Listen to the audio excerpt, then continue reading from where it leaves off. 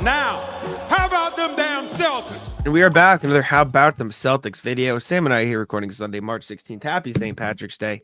We are talking about the Celtics injury report down the head of the season. Now, not a specific injury report, not a particular one. But Jrue recently came back from his mallet finger. He's playing now. He looks really good, actually. And KP just returned from a 8-game absence, I believe, with an illness. So he is back. He talked about that as well. So we're just checking in, getting general thoughts. Obviously, please leave comments down below what you think of the injured guys heading in down the stretch of the regular season. But we're going to see some interesting rest play, levels and decisions here down the regular season. And those two guys in particular are worth talking about. We can talk about the rest of the team as well, but those two are particularly okay, let's see what happens here.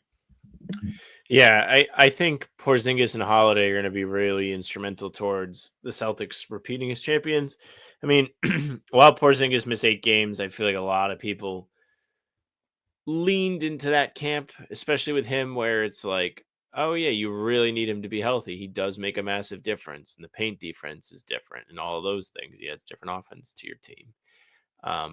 But Holiday has been just as important. If you go back last year and you look through the playoff games and you think about that, think about what he was able to do, you realize his dip this year has been more substantial than what Porzingis had. So Holiday has now played 5 straight games after coming back from mallet finger, still dealing with it, still has a splint on, says he's become one with the splint. In those games, 7 points, 10 points, 9 points, 25 points, and 11 points. He's shot above 50% twice. Hasn't been super duper sharp. From 3, he's made 10 of 15, 20, 10 of 28. So he hasn't been super duper sharp shooting the 3 either. But we've seen flashes of terrible. what we got last year. Yes, It's not terrible, but it's certainly not what inconsistent he though was given because last year. it's beefed up by that Heat game too, so it is Correct. relatively If you consistent. take the Heat game out of it, it's really not good. Yes. It's what is that?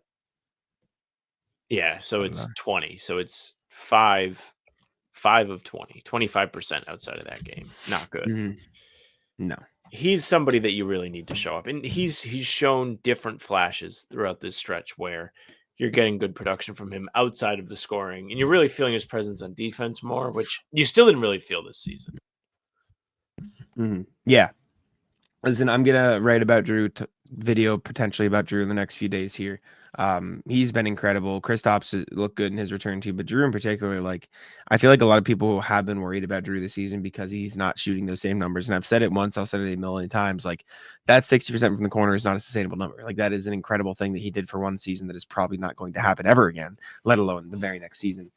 But he's impacting the game in so many other ways. I asked Joe last night in Brooklyn, what does it say about him that he's able to do all these things? And basically went on this tangent of he's just so good at reading defenses, knowing where to give people the right passes, that he's like Jrue's not just standing behind the 3-point line anymore. He's cutting into the dunker spot. He's making the right cuts, making the right reads from there, passing out of the short roll, ball handling a lot when Tatum was sitting and Jaylen Brown was hurt in the Nets game. He's taking on so many different roles, and then his defensive impact, which is something that we both talked about all year, that's something that cannot be replaced regardless. So he's super important in that regard. And as far as Kristaps, I do think there are some concerns, not a fair word, but keep an eye on how he changes the shot profile. Keep an eye on how he changes the offense. I think it's important, not even oh, it's bad for him, but the Celtics need to do a good job of playing their correct offense while also getting him involved. They need to find a good way to find that balance, because there very clearly should be and can be a balance, because we've seen them be the best team in basketball when they do find the balance.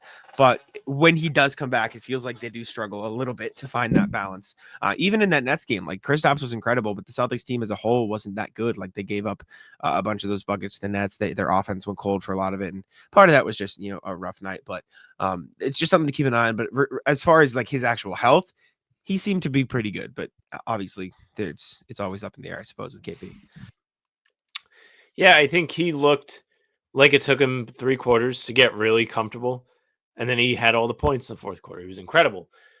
Going forward, I lean a little differently than you do on the offense. I think having that different pitch to throw at teams is going to be helpful.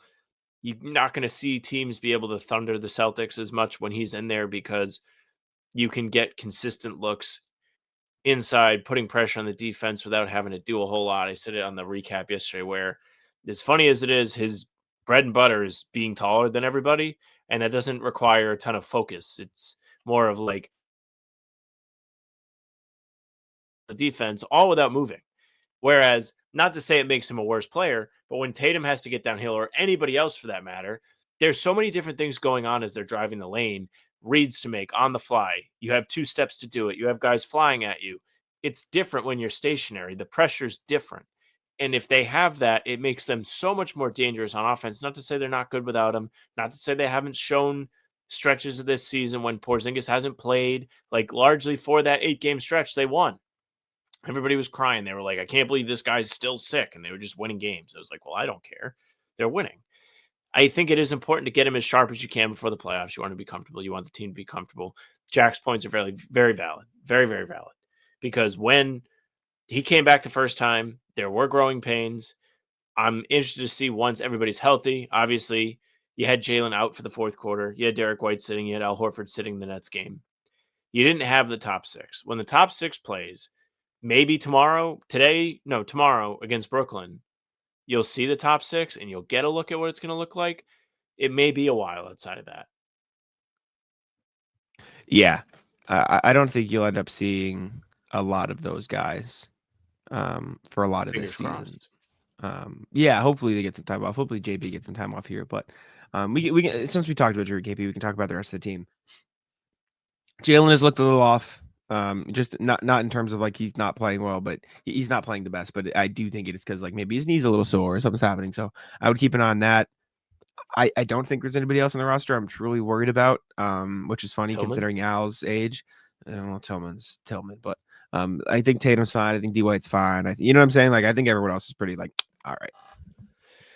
Yeah, Jalen's on-off knee thing is bothersome to me. I think he's not looked like himself. I think his shot has been off this year. He hasn't shot very well. He's hovering right around 31, 32% from 3. That's significantly worse than he was shooting last year. Last year, he was much more consistent. He was somebody who raised his game in the playoffs and just was unbelievable when the lights were bright. In the regular season, last season, he shot, go ahead, Sam, you got it, buddy, 35% from 3. In the playoffs, he shot 32. So it was closer to what we're seeing now. But I think everybody's percentages dropped a little bit when the playoffs rolled around, especially the guys at the top of the team. Yeah, exactly.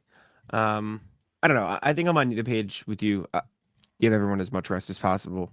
That said, I'm not going to sit here and like bitch and moan if Tatum ends up playing a lot of these games. I think he'll end up sitting similar to the way he did last year, like last week or so of the season. Probably won't play a ton, which is pretty normal. But yeah, I think Tatum is just.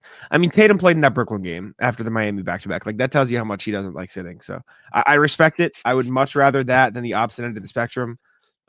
So I'm okay with it. I'm gonna let him, do his thing, and it'll be good to go from there. But anybody else you want to talk about before we get out of here?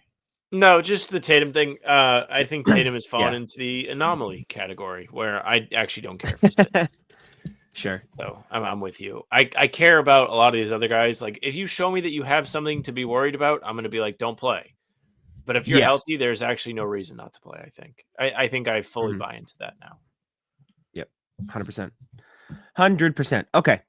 In that case, appreciate y'all for tuning in. Let us know what you think of injury bug, KP, Jrue, all that stuff. The sitting, not sitting. Leave a like, subscribe, and all that same. Take it out. Yeah, thank you very much for listening and watching. Make sure you leave a like, comment, tell us what you think of the injuries.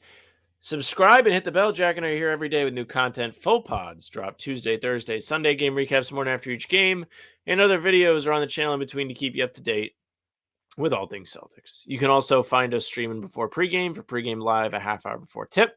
It's a ton of fun. Come hang out in the chat, watch us play prize picks and lose, and watch us play GeoGuessr and win. Celtics the Roundtable will be returning sporadically throughout the end of the season here and into the playoffs. It'll be a really good time. So come hang out. Be here for all of it. Hit the bell. You can find us on Spotify and Apple too. All pods and recaps are up there. So if you just want the audio stuff, they're there. Go ahead. Follow. Leave a 5-star review. We'd appreciate it.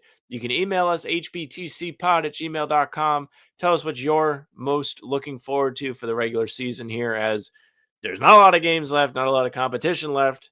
Give us something to look for. hbtcpod@gmail.com. Our socials are at How About Them C's for Twitter, Instagram, TikTok. Facebook's the name of the pod. All streams are there. They're on YouTube. They're on Twitter Jacks, Twitter Jacks, on NBA. Mine's at Sam LaFrance NBA. That's it for us.